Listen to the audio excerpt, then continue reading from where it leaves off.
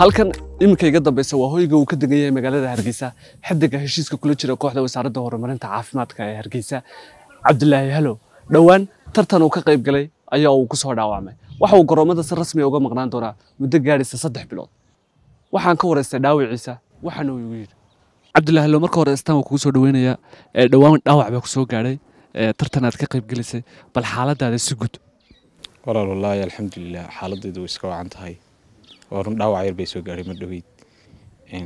ولا لون سو دوينيا اديغا حمسه صاحبكي حمسه يا ولالكي فؤاد او غريغي سو بوقداي اي تي في غاستان اد باي يجو مهد علني ولا دمانتين هلو داوع بلسو كو سو غاري ولا داوع وحو اي سو غاري كبتاي لرغمتي خوغنا وانا اردي كبتاي لرغمتي وان اسكو فريستي لبدا لفوده لوقت سو غشا ميد ahaan bay dilaacday marka wallahi daawacaygu aadna ma macul soo raa tartankan ka qayb galay tartankii degmooyinka gobolka Jarar tartankaas ku dhaawacmay ciyaareen degmada Goljan iyo Darar tartankaas ku dhaawacmay wallahi dhakhtarkii wuxuu yiri walaal garoomada waxaad ka maqnaanaysa ugu yaraan 3 bilood oo bisharadan ku jirto 3 bilood ba garoomada ka maqnaanaya Ilaahay raadnaftina day Ramadan ka bacdi horyaalka waa dib loo furaya dib loo anbaqaadaya kooxdaadina horyaalka dib loo furi doona bal hal iyo laba والله وار ملال رمضان دبيد هريالكي ولا فريا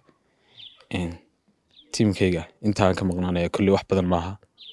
intaas waxaan leeyahay waxaan soo noqon doonaa anoo sidii hore ka caafimaad qaba anoo sidii hore ka wanaagsan insha Allah hadii Ilaahay naftana daayay wallahi dhaawacayga waxay la qayb qaatay 3 nin oo aan halkan ka iloobi karin walaalkay Farxaan Boosaaso Ridwaan Michael Khadar Cabdi Aadan dad aan abaal badan u hayo oo in badan garab taagnaa aad baan ugu mahadcelinayaa saddexdan in xakan ka xusay imika waxaan fadhiyaa 9 ka cisho iyo bisha Ramadan intaas ku kamaya waxa la yiraahdaa 2 bilood oo nasiima oo la igu yiri 2 bilood baad nasanaysaa hadii Ilaahay naftana daayay wallahi walaal warwarkaas iska jira waran haddana filasho wanaagsan baan filanaya markaan eega dhaawacayga iyo damqashadeeda sidaan ugu soconayo filasho wanaagsan baan filanaya walaal insha Allah hadii Ilaahay yiraahdo fariinta ugu dambeysay taageerayaasha kooxda iyo adiga taageerayaashaada u diraysan xalle waxaan leeyahay kulley dhaawac waa wax Ilaahay qoray